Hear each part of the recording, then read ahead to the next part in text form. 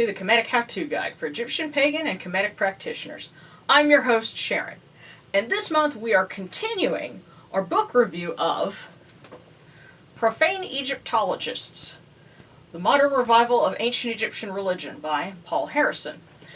Last month we talked about some of his findings regarding how the public perceives ancient Egypt and common perceptions of Egypt and Egyptology, and also an overview of Afrocentrism, which is something that he talks about in here.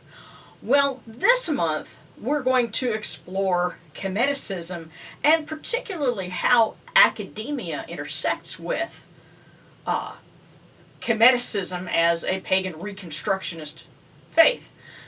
In order to do that, I'm going to have to explain a little bit to you about the process of academia and getting a doctorate, because that's going to explain a little bit of what he talks about in Profane Egyptologists.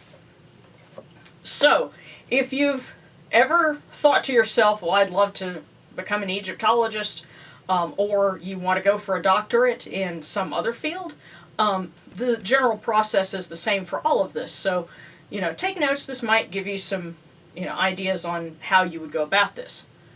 For starters, you go to college, you get your bachelor's, then you go on to graduate school, and that involves getting a master's, or you can enroll in a program that goes directly from a master's to a PhD.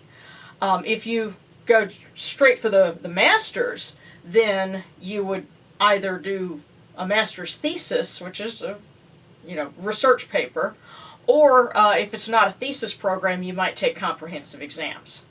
And then you can go on to the PhD unless you went through the fast track. Once you get into doctoral level school, you have an advisor who helps you choose a topic for your dissertation. It's a research project. And you have a doctoral committee, usually about 6 to 8 people that are in your field, but can include one person from outside of that field. You also have to take doctoral level courses. Once you're done with those, you become what's known as ABD, which is all but dissertation. You can actually teach at that point, because I had professors in math and chemistry that were ABD. Now, once you are ABD and you've gotten all your classes out of the way, you have 10 years from that point to finish your dissertation. Why so long? Well, it's a major research project. And the idea is that you're hopefully contributing something new to your field. You go from being a consumer of knowledge to a producer of it. And when you're done, effectively, you've written a book. In fact, many, not all, but many dissertations do go on to become books, including Profane Egyptologists. Some dissertations remain unpublished, but they can still be accessed and cited by future researchers, and you can often find those in other people's bibliographies. Then comes the doctoral defense. This is where you and your committee and all of your professors and your advisor all get together and they ask you about your methods and your finding, and you have to stand there and defend your work. If you do it successfully, you graduate and you get your piled high and deep, your PhD. If not, back to the drawing board. It does happen sometimes. I had a professor who had that happen with her history doctorate, but she went on to get an English doctorate. But ideally, your advisor is there to, help you make sure that, you pick a good topic, something that, can be researched and defended successfully. And by the way, your dissertation defense is a public event. You can have your friends and family come there to cheer you on or to watch you crash and burn, depending. So imagine the pressure there. But that's the process. What does this have to do with the topic at hand? Well, you may recall when I gave a very scathing review of Temple of the Cosmos, the Ancient Egyptian Experience of the Sacred by Jeremy Nadler. For some reason, there are Kemetic Pagans that love this book. I hated it! I reviewed it along with several other books in a book review some years ago, but to give you a quick recap,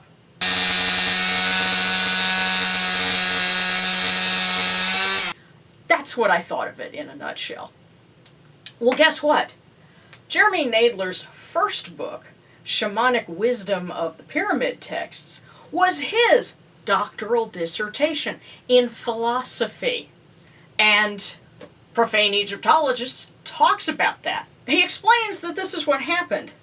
Jeremy Nadler had one Egyptologist on his doctoral committee, and everyone else, because he was getting a doctorate in philosophy, they had nothing to do with Egyptology. And so he defends this work where he's critiquing the pyramid texts, and only one person on his committee had any real expertise with the material that he's critiquing.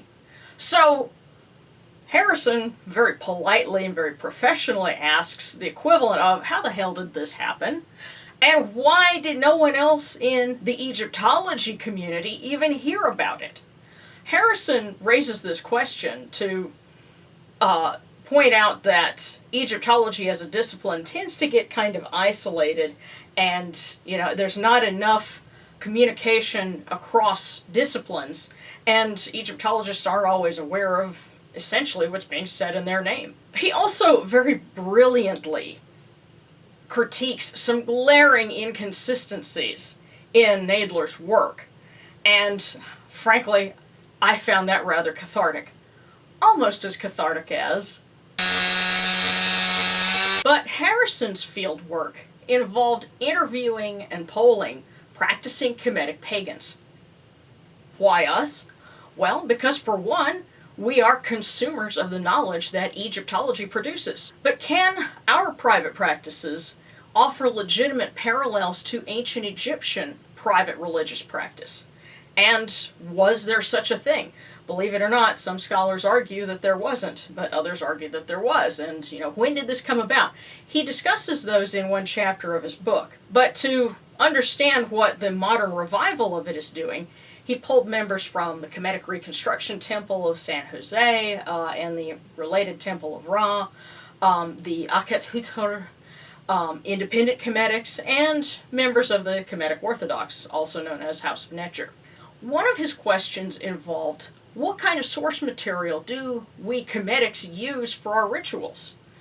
And not surprisingly to us, Kemetic Reconstructionists primarily use the daily ritual from Abydos, which, by the way, was the subject of Dr. Rosalie David's doctoral dissertation in the 1970s. So there again, dissertations becoming part of the body of knowledge. And the short Eru rite that I put in Following the Sun, which Harrison also cites, is based on selections from the pyramid texts, specifically James Allen's translation. Now, Harrison was not able to find a direct, verifiable source for the Kemetic Orthodox's Senate rite because they guard that very closely. Although he did talk to ex-members who mentioned that it incorporates a Voodoo water offering rite. Now, I have seen the text for the Senate rite. I'm not going to read it or perform it for you, but I can confirm that yes, it does involve pouring water for ancestors and teachers, and that probably comes from Voodoo. Now, it also incorporates Pyramid Text 269, specifically from Raymond O. Faulkner's translation of it, right down to his, what I consider rather odd way of describing fire and incense. And since we're using the source text, I will read that to you. The fire is laid, the fire shines.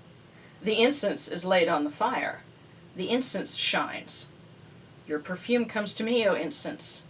May my perfume come to you, O incense. Your perfume comes to me, you gods.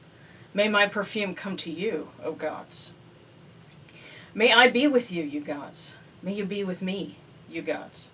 May I live with you, you gods. May you live with me, you gods. I love you, you gods. May you love me, you gods. Incidentally, the version in James Allen's translation is a little bit different from that, but that's something we could talk about in another episode. Now, here is the point where, if it were me personally, I would consider rewording some of this for better sense. Because the fire is laid, the fire shines. Okay. The incense is laid on the fire, the incense shines. I might go with something like, the fire is lit, the fire burns bright. The incense is lit, the incense burns bright, or the incense glows. Something that might fit our understanding, our wording a little better. But this is a good example of that tension between academic content and consumption, because you have to make a judgment call and decide, okay, do I keep something even if it might seem a little kludgy because this is what the academic text says and that's the authority? Or at what point do you decide to make changes on your own to get a better sense? Now, another reason why it's helpful to understand something about people's doctoral dissertations when they join the ranks of academia is because that can kind of set the tone for their future research and the track that their academic, and their professional career might go in. And Jeremy Nadler's dissertation talking about the pyramid texts and taking some reaches with that kind of set the tone for what he did in Temple of the Cosmos. Now, Harrison's study on Kemetics spends a chapter talking about the Kemetic Orthodox. Now, at the time, the head of the Kemetic Orthodox did not have a doctorate, and if anyone suggested she did prior to 2018, they might have been overstating the situation. She did get a doctorate in religion, in Coptic studies, in 2018, and in that dissertation, she compares ancient Egyptian ancestor veneration with the veneration of Coptic martyrs. What's interesting to me about that is other Kemetic pagans have voiced concerns that the idea of monolatry that the Kemetic Orthodox espouses, which presents the idea of a single source of divinity that has many names, and of course the hierarchy of the Kemetic Orthodox with a head person that a lot of Kemetic pagans say seems kind of like a Kemetic pope. Well, funny thing, her research focuses on Coptic studies and the Coptic Christian Orthodox Church, which does have a pope. And of course, as Profane Egyptologist points out, the Kemetic Orthodox does draw from African traditional religion, specifically Haitian Voodoo, and there's a blend of that in their rituals as well as Coptic elements. Now, if you're okay with that combo, well, they have open message boards, or part of it's open anyway, but there are a lot of Kemetic pagans that really don't want to have anything to do with a form of Christianity or anything that's remotely patterned after that, even if it is Egyptian. So that's why you have not just the Kemetic Orthodox, but over the years there have been the Kemetic Reconstructionists. There was Peronk, which was mentioned very briefly in there. If you want to find out a little bit about what happened with them, I suggest trying the Wayback Machine on Google. And of course there's Akathuthor and Kemetic Reform, which we are in the process of putting together. And I'm sure there will be a lot of other Kemetic movements to come about in the future. Ultimately, I think the biggest value of Profane Egyptologists for us as Kemetics is helping us to better understand how we relate to and are affected by mainstream views of ancient Egypt on one hand and academia on the other. Because as pagan reconstructionists, we value academic research as a source for our own material. And we tend to view a PhD as a source of authority. But I posit that we need to constantly evaluate the merits of both. As I mentioned earlier, is it sacrilege to make an adaptation to a religious text that we're reading a modern translation of anyway? We're not reading it in the original language to begin with. And by the way, that's a question that I'm putting out there to the strict Kemetic Reconstructionists as well. I'm, not picking on just one group here. And does a PhD in a related field automatically translate to an authority on what we should believe as Kemetic pagans? And there again, I'm not picking on just one person here. Picking on this guy too. Ultimately, that's up to you to decide. So this concludes our review of Profane Egyptologists. And later in the summer, I'm going to have a couple of much more lighthearted book reviews. And hopefully, I'll have another museum trip that I can talk about. In the meantime, I already have one video up from the Ramesses exhibit in my Patreon exclusive content. You can join and become one of our Patreon peeps. The links for all of that are in the description. If you like this video, of course, hit that thumbs up, share it with your friends, and tell them why. If you don't like the video, share it and tell your friends why. And we will see you with another episode next month. So in the meantime, this is Sharon, wishing you Synapti. Enjoyed this video? Then be sure to hit like and subscribe to the Kemetic Independent channel. You can also buy my books on Lulu.com, and special thanks to all my Patreon supporters.